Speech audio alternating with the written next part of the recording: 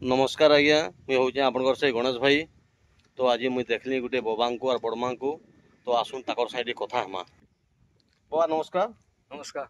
अच्छा तुम्हें बड़मा नमस्कार हो जे तुम्हें यहाँ के नुआईच आमे लोमुड़ा न आसुजु इटा बरपाली वाल लगे लो मुड़ा केते बोले आसलो न इनकी इनके हेबानो 12 बजे हेबानो 12 बजे सुधा हेबानो ओ हंदा है के तो देखी परतुए बाबा को और बड़मा को तिके मते बहुत दुख लागला काहे बोले से हसी गिरी भूखे सुसे छिना जगह रे अछन बोले तुम जीवो केन के एटा बरपाली बरपाली जीवो।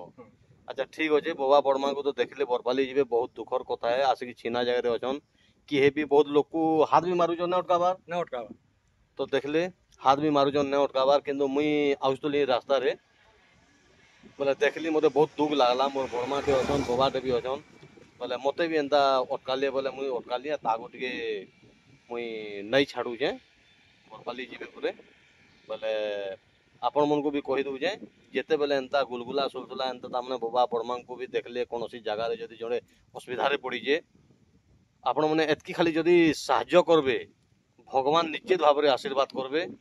तो ठीक अच्छे मुई बाबा को और बड़मा को टिके मुई ताकर जगह को टिके पहुँचे दउचे। ठीक अच्छे नमस्कार जय माँ समलई बाबा जोहार।